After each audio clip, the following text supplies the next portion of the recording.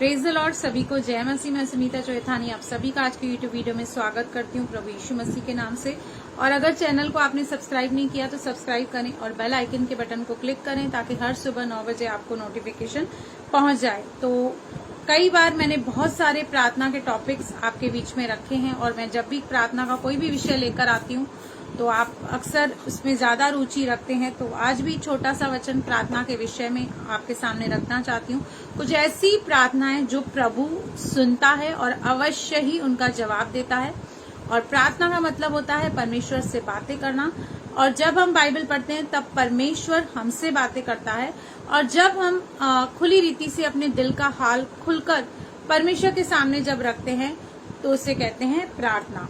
तो कुछ ऐसी प्रार्थनाएं हैं जो प्रभु सुनता है। नंबर 1 जो प्रभु हमारी जिस प्रार्थना को सुनता है वो ये है कि जब हम प्रभु से ये मांगते हैं कि प्रभु आप मुझे अपने राज्य और महिमा के लिए इस्तेमाल कर।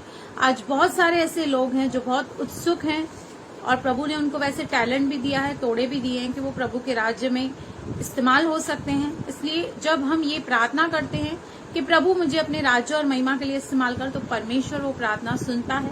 क्योंकि उत्पत्ति से हम देखते हैं प्रकाशित वाक्य तक हमें परमेश्वर की एक अद्भुत इच्छा दिखाई देती है एक आदम के लिए और एक मनुष्य जाति के लिए कि हमेशा परमेश्वर मनुष्यों को यूज करना चाहता है, मनुष्यों के साथ संगति करना चाहता है। परमेश्वर चाहता तो ये जो सुसमाचार का भी कार्य है स्वर्गदूतों को दे सकता था और वो बखूबी उसको कर सकते थे। लेकिन उत्पत्ति से ही हम देखते हैं कि परमेश्वर के अंदर ये लालसा है, ये इच्छा है कि एक मनुष्य एक जो व्यक्ति है वो परमेश्वर के लिए इस्तेमाल हो, परमेश्वर के राज्य के लिए इस्तेमाल हो। तो जब हम ये प्रार्थना करते हैं तो परमेश्वर अवश्य ही इस प्रार्थना को सुनता है।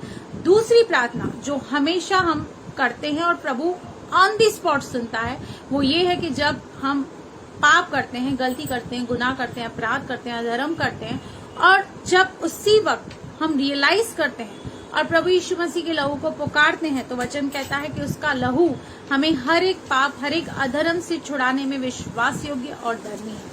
प्रभु हमें ऑन दी स्पॉट क्षमा कर देता है, पर कई बार हम कंडेमनेशन में आकर, हम हीन भावना में आकर हम खुद को क्षमा नहीं करते और उस गिल्ट को लेके बैठते हैं और उस गिल्ट के कारण हमें आगे फिर परमेश्वर से प्रार्थना करने में या संबंध बनाने में प्रॉब्लम होती है। तो अगर आपने गलती की है और आपने रियलाइज किया है, रिपेंट किया है, परमेश्वर से माफी मांगी है, तो ऑन द स्पॉट ये विश्वास भी कीजिए कि परमेश्वर ने आपकी प्रार्थना को सुना है और आपको क्षमा करके परमेश्वर के सामने धर्मी करार दिया है।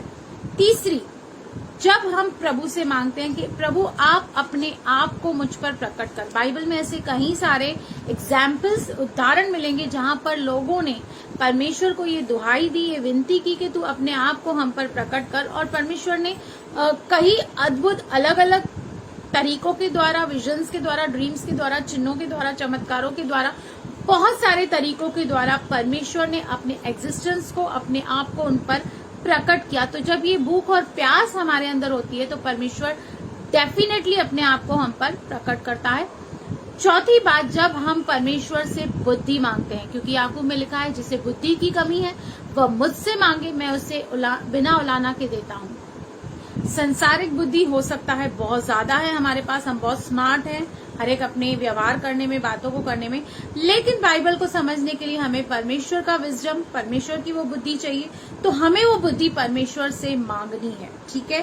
पांचवी बात, अगर हम परमेश्वर को ये कहते हैं कि परमेश्वर हमें आपकी आज्ञाओं पर चलना है पर हम नहीं चल पा रहे हैं क्योंकि हम कमजोर हैं, निर्बल हैं, कहीं ना कहीं हम वीक हैं, हमें सामर्थ दे, हमें बल दे, शक्ति दे कि हम प्रभु आपकी आज्ञाओं पर चलें, तो डेफिनेटली परमेश्वर अपने पवित्र आत्मा के द्वारा आपको वो सामर्थ, वो बल, वो स्ट्रेंथ देगा।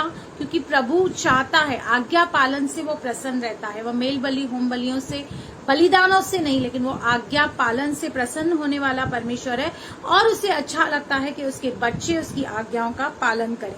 और छठवीं बात, जब हम परमेश्वर को कहते हैं कि परमेश्वर हमें गाइड कर, हमारा मार्गदर्शन कर, क्योंकि प्रभु का वचन हमारे पांव के लिए दीपक, हमारे मार्ग का उजियाला है। वो हमें गाइड करता है, हमें बताता है हमें किस रास्ते जाना है, हमें क्या चुनना है, सही और गलत का भेद हमें बताता है।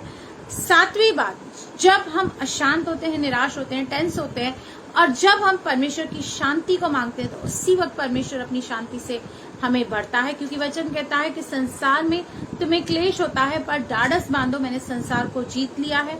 मैं तुम्हें अपनी शांति देता हूं, जैसे संसार देता है वैसे नहीं। वो शांति टेम्पररी नहीं है, लेकिन प्रभु अपनी शांति से बढ़ता है। तो ये कुछ 7 विषय मैंने आपको दिए। जब आप ये विषय परमेश्वर के सामने रखेंगे तो परमेश्वर अवश्य ही आपकी प्रार्थना को सुनेगा और आपके जीवन में कार्य करेगा। God bless you. प्रभु आपको बहुत बहुत आशीष करे। आमीन आमीन।